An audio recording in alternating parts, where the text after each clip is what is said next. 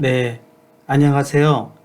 네, 지금 뭐 여러분과 함께하는 이제 회로 이론 이제 후반부가 시작되었습니다. 네, 힘차게 또 한번 후반부를 한번 같이 가보도록 하죠. 네, 지금 후반부의 내용은요, 교과서를 보면은 우리가 지난번에 사실 회로 해석법을 전반부에 넣었는데 뭐 조금 하다 보니까 하나씩 밀려서 이제 회로 해석법부터 이제 후반부를 시작하도록 하겠습니다. 네, 그렇게 하고요. 오늘 교과서에 의하면 교과서 4장에 해당되고요. 4장 중에서도 가장 핵심적인 기술은 우리 선형성과 그 비례성 그리고 중첩성에 대한 개념을 공부하고요. 그리고 이제 우리 본격적으로 회로 해석을 하는 데 있어서 메쉬 해석법과 노드 해석법 이렇게만 다루고 이번 4장은 멈추려고 합니다. 그래서 여러분들 좀 더 제가 꼭 필요한 회로 해석에 대한 이론만 다루고 너무 복잡한 이론들은 조금 더 건너뛰도록 할 것 같고요. 그때 우리는 이미 피스파이스를 통해서 하고 있기 때문에 피스파이스 해석법도 이전 강의를 참조하시면 될 것 같습니다. 여러분, 네, 잠깐만요. 갑자기 제 얼굴이 크게 나와서 당황을 했습니다. 자, 그 다음에 관계를 한번 살펴보도록 하겠습니다. 네, 여기를 왼쪽으로 놓겠습니다. 네, 이렇게 놓고 그 다음에 한번 봅시다. 네, 우선 선형성에 대해서 살펴보도록 하죠. 어떤 시스템이 선형성의 개념을 갖는다는 것은 어떤 걸 의미할까요, 여러분? 여러분 많은 선형 시스템이라는 말도 들어봤죠. 그래서 우리가 이 선형이라는 개념은 어떤 선형적 관계를 유지한다. 거기서부터 출발을 합니다. 그래서 우리가 어려서 배운 어떤 2차원 평면에서 X축과 Y축 상에서 그래프를 그릴 때 X와 Y의 관계가 선형적인 역할을 한다는 것은 일정한 비례 상수가 곱해짐으로써 이것이 상수라는 게 굉장히 중요합니다. 이것이 계속 변한다면 그 비선형이라고 하죠. 그래서 어떤 X축과 Y축과의 관계에서 선형적인 관계를 유지하는데 우리가 선형소자라 그러면 우리가 그동안 공부한 저항소자 같은 경우가 대표적인 경우인데요. 저항이 전류가 흐르는데 여기에 저항이 R이 있다 그러면 전체적인 전압은 이거에 전류에 비례한다. 이렇게 우리가 쓰지 않습니까? 그 대표적인 선형성을 갖는 거죠. 근데 저항 R이 사실은 온도에 따라서 달라지고 또는 전류가 흐르게 되면은 그렇죠. 전류가 많이 흐르게 되면 아무래도 열이 나면은 이게 저항이 올라가는 그런 비선형성이 실질적으로는 존재합니다. 그렇지만 우리가 해석할 때에는 이 비선형성의 변화율이 상당히 미미하다 또는 어떤 일정한 구간에서는 그 선형성을 유지한다는 가정하에서 우리는 저항을 선형소자로 우리는 해석을 하게 됩니다. 또 나중에 배울 무슨 컨덕턴스나 또는 인덕턴스 소자인 경우에도 마찬가지죠. 예를 들면은 전압이 어떤 여기 코일에 전류가 흐르면은 인덕턴스에 전류가 흐르는 거에 미분치 이렇게 봤을 때 전류의 1차 미분과 전압이 비례하고 있지 않습니까? 또 역시 이거 비례상수로 L이 컨스탄트의 역할을 한다 그러면은 역시 이것도 비록 미분의 형태를 갖추고는 있지만 미분치와 어떤 결과치 간의 물리량 간의 상관관계가 일종의 선형성을 유지하고 있기 때문에 이것도 역시 선형소자라고 얘기합니다.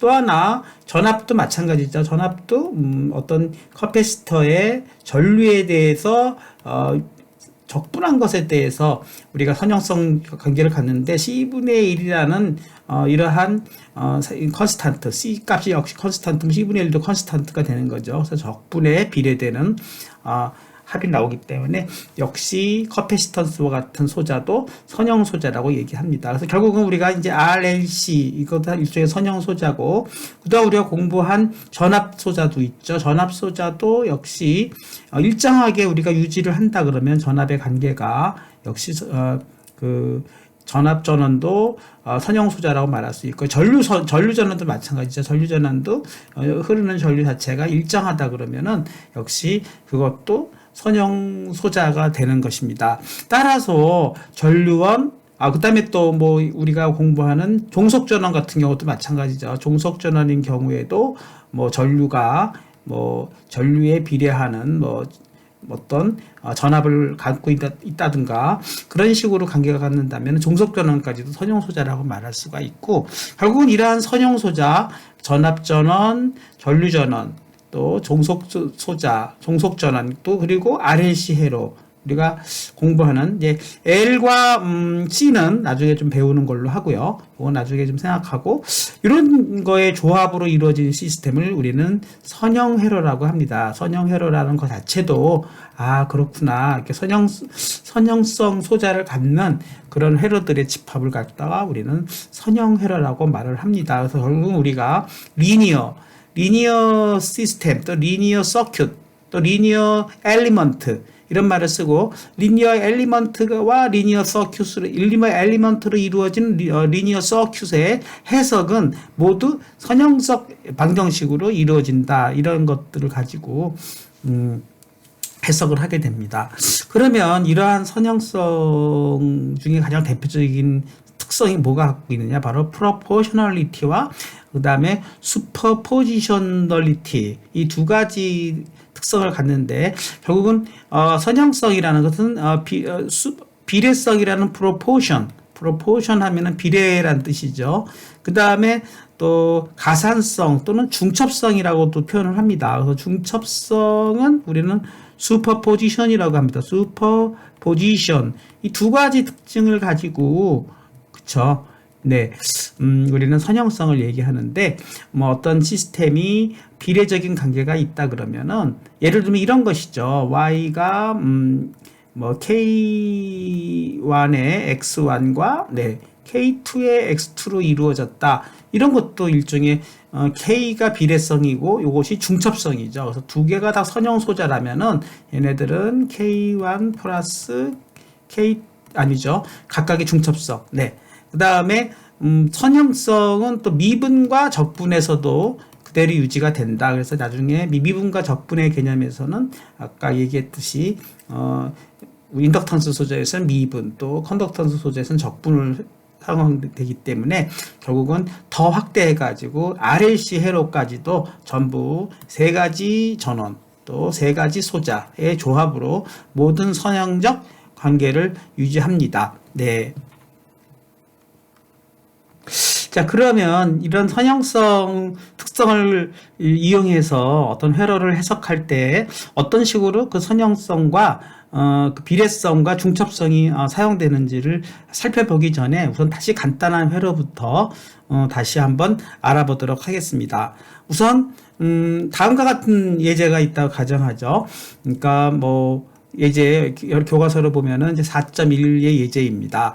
다음 같은 회로에 전류 I1과 그 I1이 여기를 I1이라고 보는 거죠. 여기로 흐르는 전류와 I2를 구하라 이랬어요. 그러면은 여러분이 보시기에 그냥 그동안에 배운 키르히호프의 법칙, 그쵸? 키르히호프의 법칙을 이용해서 그 한번 연구를 해봅시다. 그래서 맨 처음에 KCL, 키르히호프의 커런트 로를 쓴다 그러면 이 노드에 대해서 한번 적용해 볼 수가 있죠. 그래서 어떤 전류원이 IGT가 흐르고, 여기가 전류원이 IGT가 흐르지 않습니까? 그래서 IGT가 흐르고 전류원이 있고 전압원이 있는 경우입니다. 전압원, 전류원, 그리고 저항 두 개가 있는 이런 선형 시스템의 해석을 하는 데 있어서 여기 IGT가 흐른다 그러면 이 노드에서는 들어가는 전류와 나가는 전류의 합이 같다고 본다 그러면은 IGT는, 그쵸? 네.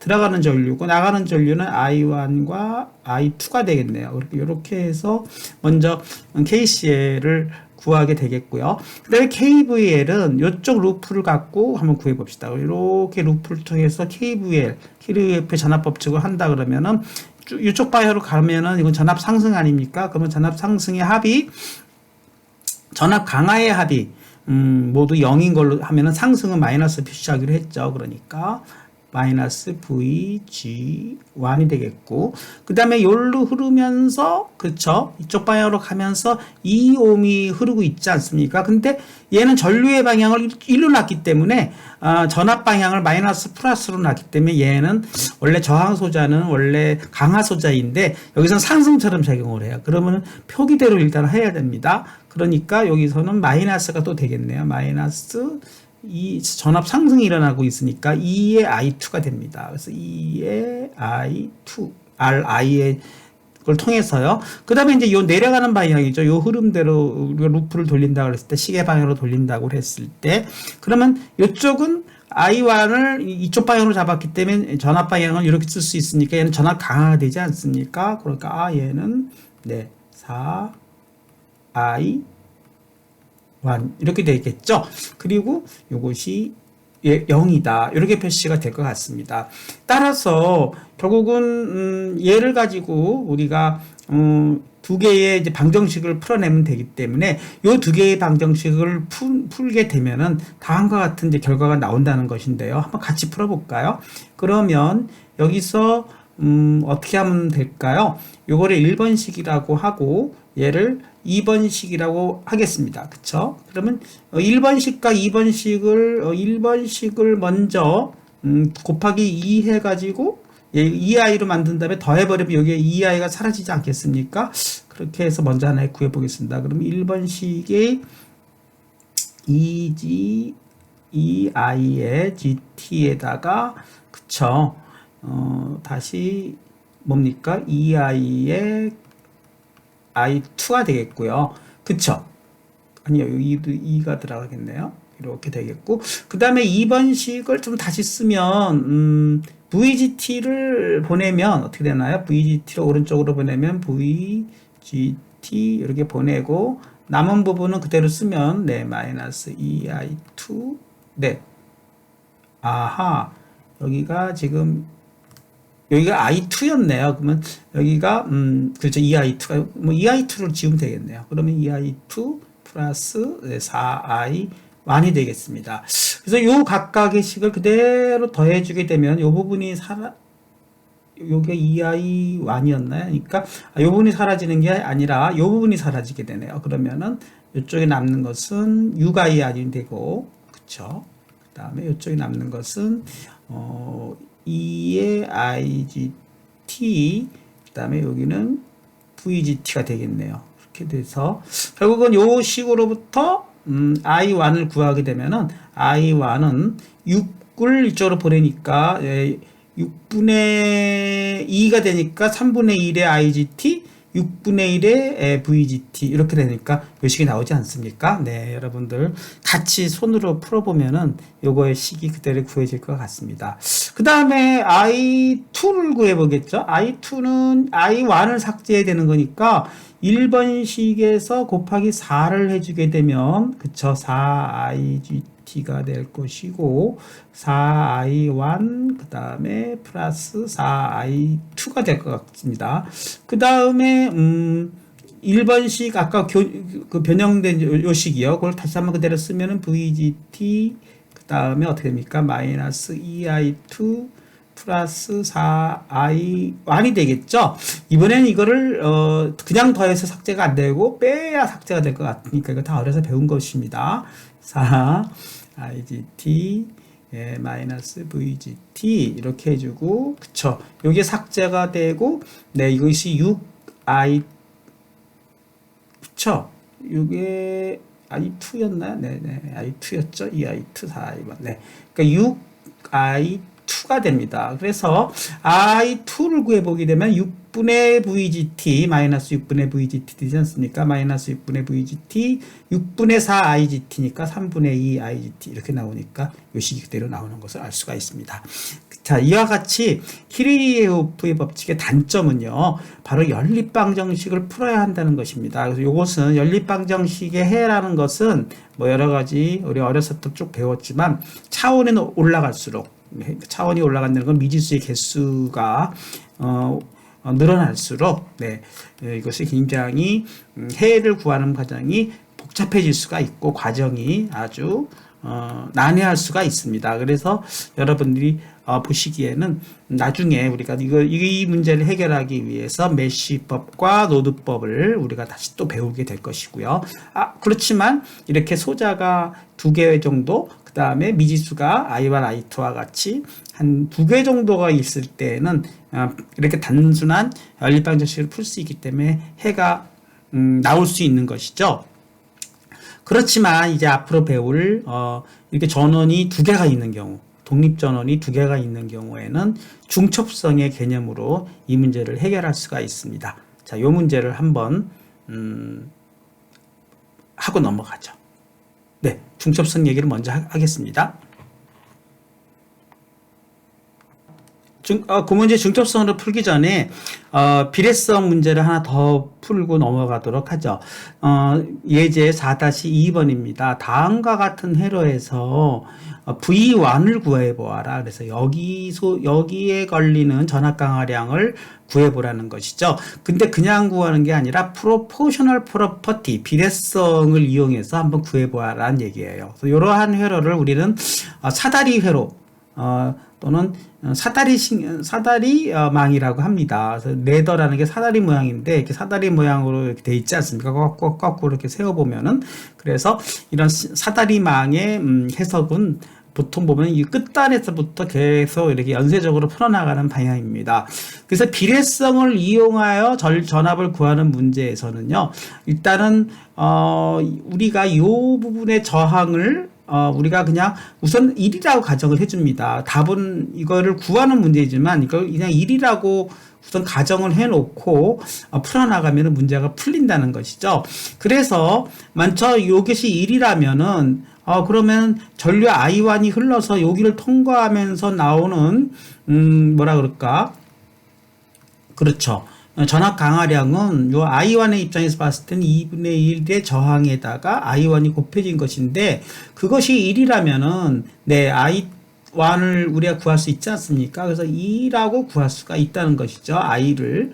그럼 얘가 2다라고 우리가 알게 되면은 네, 요것이 2면은 다시 이제 I1과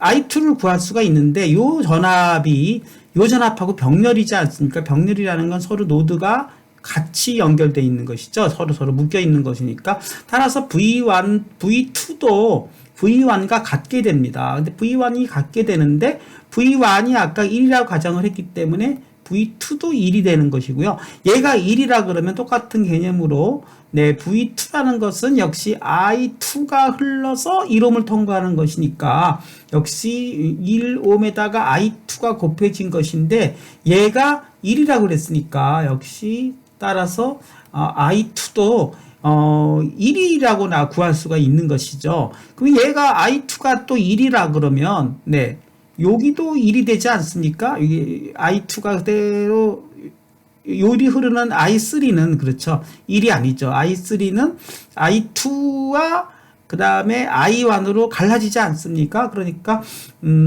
노드의 법칙에 의해서 I3는 네, I1과 I2의 합의로 표시되는 것이죠. 이렇게 두 개가 갈라지지 않습니까? I3는. 그러니까 I3는 각각 1, 구했으니까 2가 되는 것이죠.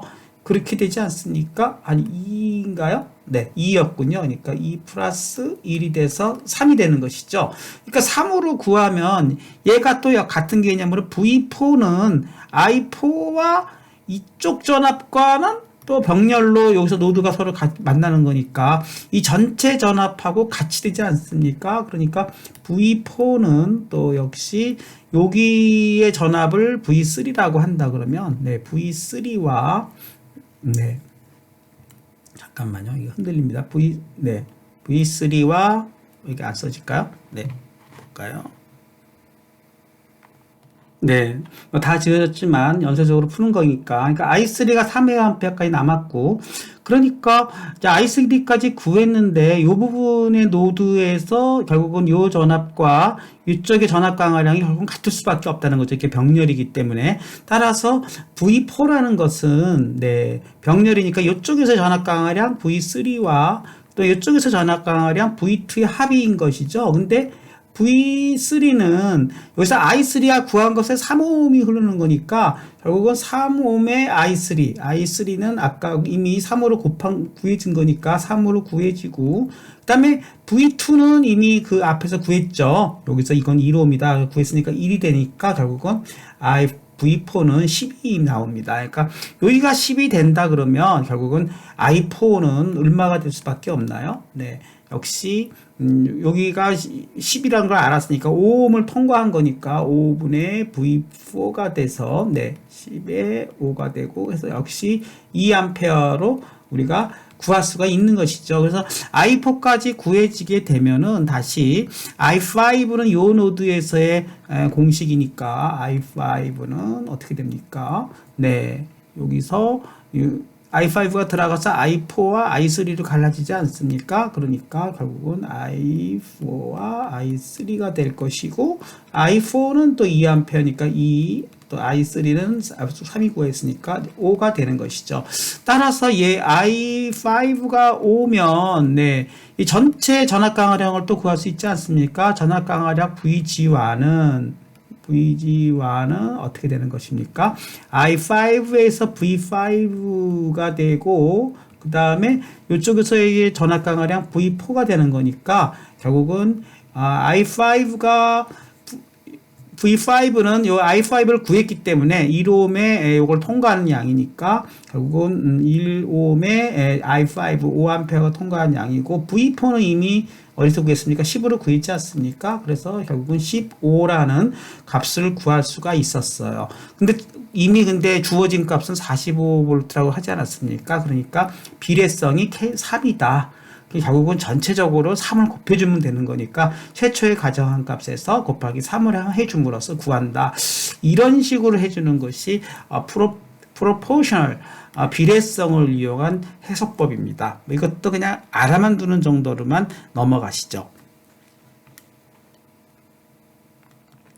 네, 그래서 다시 한번 정리해드리면 어떤 회로가 선형 회로이기 때문에 선형 회로라는 것은 바로 이렇게 전체적으로 비례성을 유지하고 있기 때문에 우리가 얘가 만약에 뭐 30V였다 그러면 3옴 여기에 걸리는 전압이 3V였다 그러면 전체적으로 다 3분의 1로 줄어든다는 것이죠. 아까 V2가 얼마였죠? 예, 1A였다 이거예요. 그러면 얘가 만약에 90V로 늘어났다 그러면 얘는 다 늘어난다는 거예요. 똑같이. 얘는 2V가 되는 것이고, 뭐, 아니죠. 이제 우리가 곱하기 3을 했기 때문에 다시 원래대로 돌아가겠습니다. 그러니까 기존적으로 1A라고 가정했던 거에 우리가 푸른 모든 값들, 여기에 있는 i5, i3, 4, i1. 네. 좀 다시 한번 정리해 보겠습니다. 그러면 쭉 여기다 놓고 미지수를 한번 해보죠. i1은 얼마가 나왔죠? 여기서 i1은 2가 나왔고요. 그 다음에 i2는요. 그쵸? i2도 역시 1이 나왔고, i3는 3이 나왔습니다. 그리고 i4는 2가 나왔죠. 이게 다 구한 거를 우리가 한번 쭉 적어 보겠습니다. i5는 얼마가 나왔죠? 5A가 나왔죠. 그래서 이미 5개의 전류를 다 구했고, 전압도 한번 다 구할 수 있다는 것이죠. 전압도 뭐 V1은 얼마죠? 우리가 1로 가정을 했고, 그쵸? V2는 여기서 구했으니까 역시 1. V3는 여기까지 나왔으니까 9 이렇게 나왔죠. 그 다음에 V4도 있고, V5도 있는데, 이것은 이제 이 부분 때문에 더 이상 쓸 수가 없으니까 여기까지만 한번 써보겠습니다. 그렇게 해서 우리가, 어떤 전압원이 VGT가 만약에, 결국은 15V일 때 이렇게 된다는 거예요. 그렇죠. 그러니까 얘가 만약에 30V였다. 그러면 전부 얘가 2배로 늘어난다는 겁니다. 그러니까 이게 이제 비례성이 되는 거죠. 그래서 여기 있는 모든 그렇죠. 모든 값들이 전부 2배로 늘어나는 것이고, 그 다음에 얘가 만약에 45V였다. 그러면 전부 3배로 늘어난다는 거예요. 예, 그래서 여러분들이 이런 개념들을 이해를 하시면 이게 그쵸. 이런 식으로 이렇게 이루는 것이 우리가 선형성이다. 그래서 우리는 지금 45V일 때는 이 모든 값들은 이렇게 값을 가지게 될 것입니다. 이 회로에서는 그런 식으로 해석하는 것이 선형성이다 하는 것이고요. 중첩성 얘기를 또 그다음 해보도록 하겠습니다. 네, 중첩성 얘기는 10분간 다음 시간에 정리하도록 하겠습니다.